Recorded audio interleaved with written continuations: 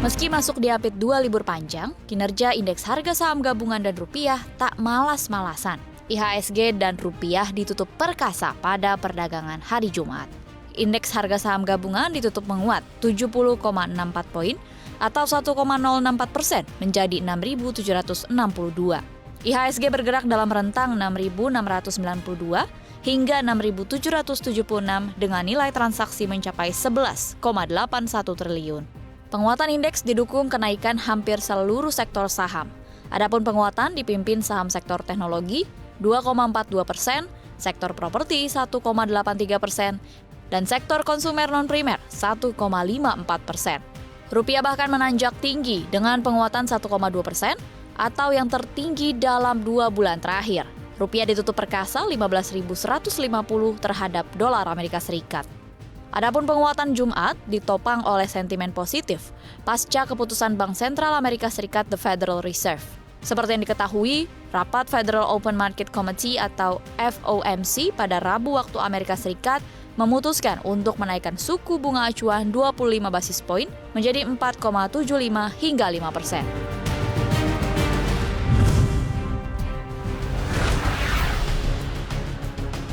Rapat Umum Pemegang Saham Luar Biasa PT Sri Rejeki Isman atau Sritex memutuskan untuk memberhentikan seluruh Dewan Komisaris dan Direksi lama. Keputusan ini diambil setelah adanya posisi kosong pasca meninggalnya Komisaris Utama Susiana Lukminto. Sebanyak 97,99% pemegang saham setuju atas hasil rapat tersebut.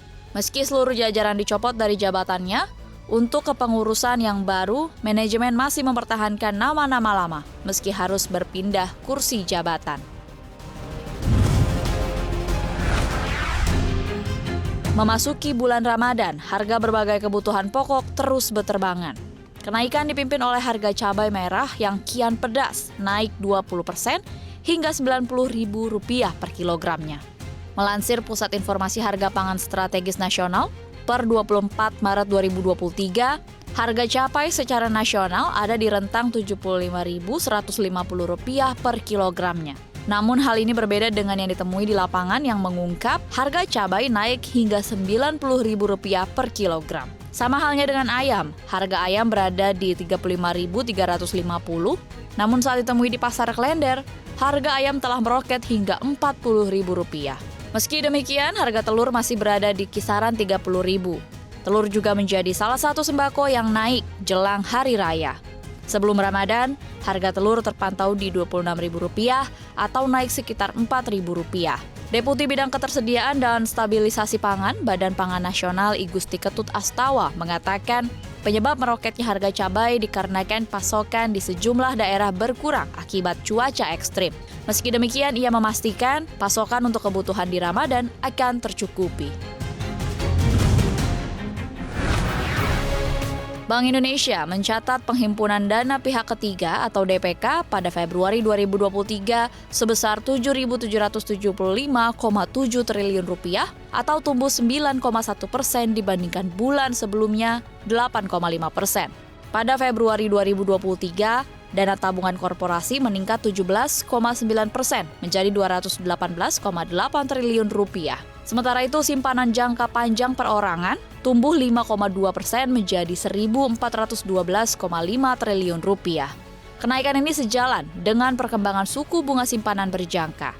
Bank Indonesia mencatat simpanan berjangka tumbuh 5,5% secara tahunan pada Februari 2023. Persentase ini naik dibandingkan dengan bulan Januari, yakni sebesar 3,3%.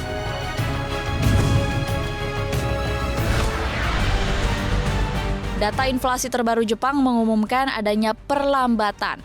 Dilaporkan, tingkat inflasi menurun menjadi 3,3% pada Februari 2023 dari level tertinggi selama 41 tahun pada Januari yang mencapai 4,3%.